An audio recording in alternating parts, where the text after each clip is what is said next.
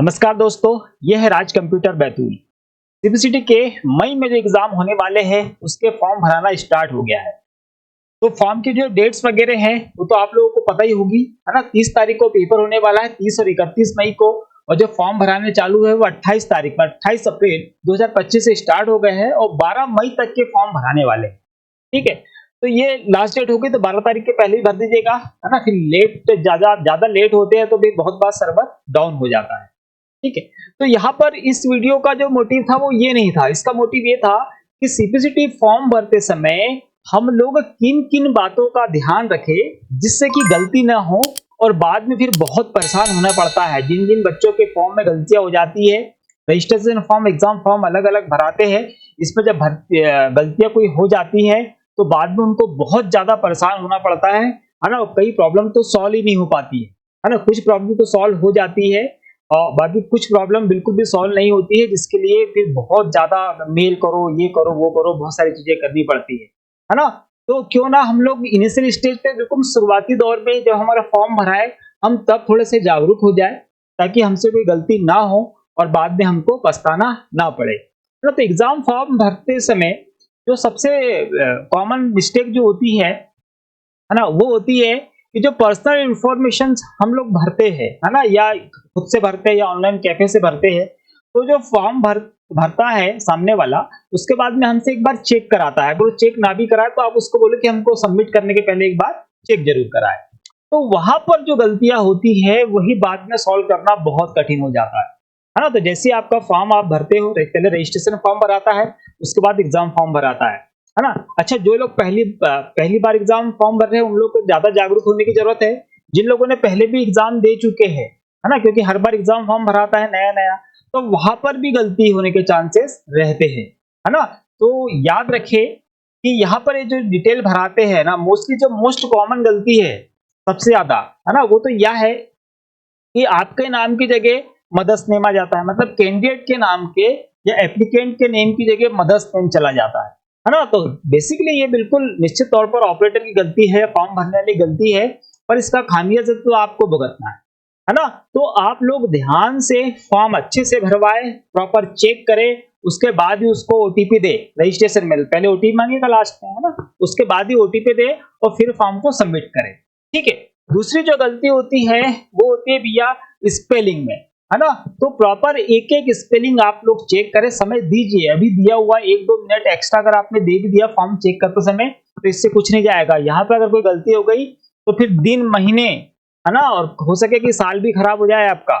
तो ऐसी गलती ना करें, फॉर्म बराबर चेक करें, क्योंकि बाद में इसको हमको चेंज करने के ऑप्शंस बहुत कम और लिमिटेड उपलब्ध है ना। दूसरी चीज, फिर जो गलती आती है नेम वगैरह में चेक करने के बाद फिर गलती आती है डेट ऑफ बर्थ में, है ना। डेट ऑफ बर्थ में बस एक एक डिजिट का तो अंतर है ना। वो थोड़ी सी ऊपर नीचे हुई कि ये समस्या फिर बहुत क्लियर होगी।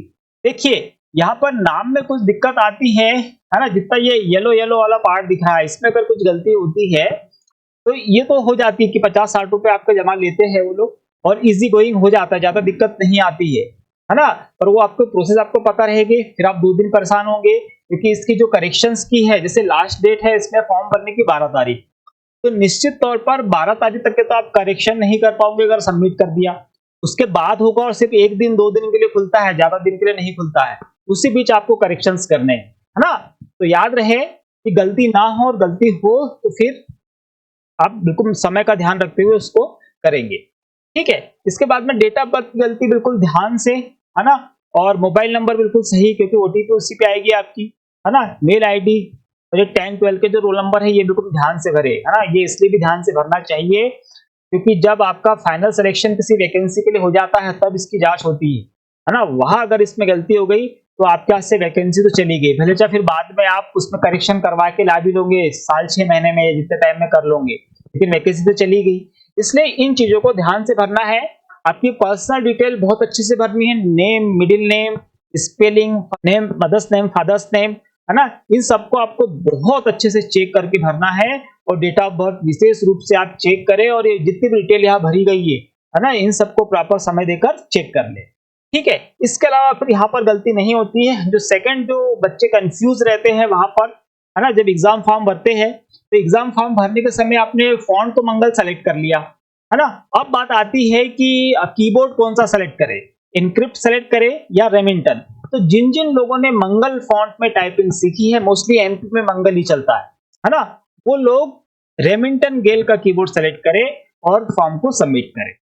ठीक है, तो वहां पर इन चीज को ध्यान रखना है कि हमको कीबोर्ड सेलेक्ट करना है, रेमिंटन गेल का सेलेक्ट करना है। ठीक है, इसके अलावा फिर बाकी सिंपल है ना। अगर आप घर से फॉर्म भरना चाहे तो टोटल फीस लगती है 660 रुपए फीस लेता है सीपीसीटी वाला, है ना। पोर्टल चार्ज 50 रुपए लेता ही लेता है, या उनसे कोई पहचान का तो 40 रुपए ले ले। आप घर से भी भर सकते हो, घर से भरने में कोई दिक्कत नहीं है। और सावधानी आपको पूरी रखनी है, फॉर्म पूरा चेक करे, उसके बाद ही उसको सबमिशन के लिए भेजिए। एक बार सबमिट हो गया तो आपके हाथ से बाजी फिर चली गई। ठीक है, दूसरी चीज कि हम लोग 500-600 क्वेश्चंस की सीरीज लेकर आ रहे हैं, कल से ही आपको मिलने लगेगी। एग्जाम तक के हम पूरा कंप्लीट कर लेंगे और मोस्ट इंपॉर्टेंट क्वेश्चन उसमें हम लेकर आ रहे हैं और काफी डिटेल में पढ़ने वाले हैं, है ना, ताकि एग्जाम में आपको कुछ भी दिक्कत ना आए। ठीक, इसके अलावा यहाँ पर अगर किसी को कोई प्रॉब्लम जाती है फॉर्म भरते समय या फॉर्म भरने के बाद, तो आप मुझे इंस्टाग्राम पर मैसेज कर सकते हैं। वहां पर इंस्टाग्राम मैं खुद ही ऑपरेट करता हूं, तो वहां पे आपको रिप्लाई मिल जाएगा, इंस्टेंट रिप्लाई मिल जाएगा, ताकि कोई समस्या ना हो एग्जाम से रिलेटेड में। ठीक है, और इसमें अगर कुछ पूछना रह गया हो तो आप वहां पर भी जाके मुझे पूछ सकते हो, डीएम करें मुझे वहां पर। ठीक है, तो ठीक है, मिलते हैं जल्द किसी और वीडियो के साथ, तब तक के लिए जय हिंद।